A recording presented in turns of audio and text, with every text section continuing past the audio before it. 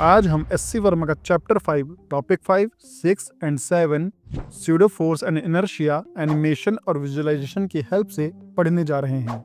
हमने पढ़ा था कि न्यूटन का first law and second law केवल इनर्शियल फ्रेम में ही वैलिड होता है। इनर्शियल फ्रेम मतलब जिसका एक्सेलरेशन 0 होता है, लेकिन रियल लाइफ में बहुत बार हमें नॉन इनर्शियल फ्रेम से चीज़ें देखनी और सॉल्व करनी होती है।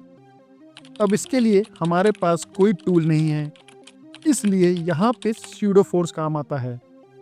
स्यूडो फोर्स, जैसे इसका नाम है, एक फेक फोर्स है जो कि हम पार्टिकल पे अप्लाई करते हैं। समझिए, इस पार्टिकल का एक्सेलरेशन a है इस फ्रेम s डैश के रिस्पेक्ट में, और फ्रेम s डैश का एक्सेलरेशन a डैश है किसी इनर्शियल फ्रेम s के रिस्पेक्ट में। तो हम कह सकते हैं कि फ्रेम s डैश एक नॉन इनर्शियल फ्रेम है क्योंकि इसका एक्सेलरेशन a डैश है। तो अगर हमें फ्रेम s डैश के रिस्पेक्ट में न्यूटन लॉ लगाना होगा तो हमें फ्रेम को रेस्ट पे लाना होगा, जिसकी वजह से फ्रेम का एक्सेलरेशन पार्टिकल पे लगेगा, वो भी उल्टे डायरेक्शन में। अब चूंकि फ्रेम s डैश भी इनर्शियल फ्रेम हो गया है, इसलिए फ्रेम s डैश पे हम न्यूटन लॉ लगा सकते हैं।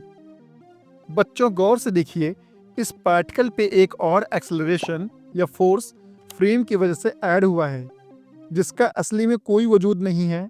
इसी फोर्स को हम स्यूडो फोर्स कहते हैं।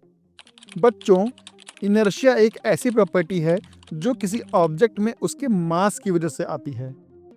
अगर हम एक कार को धक्का दें और एक बॉल को धक्का दें तो हम जानते हैं कि बॉल दूर तक जाएगी और कार बस हिल ही पाएगी।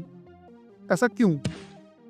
क्योंकि कार का मास बहुत ज़्यादा है, इसलिए सेम फोर्स पे वो कम एक्सेलरेट करेगी, और वहीं बॉल का मास बहुत कम है, इसलिए वो सेम फोर्स पे ज़्यादा एक्सेलरेट करेगी। इसलिए किसी भी ऑब्जेक्ट का मास अगर ज़्यादा है तो उसमें ज़्यादा इनर्शिया होगा। That's why we can say that inertia is the resistance to external disturbances.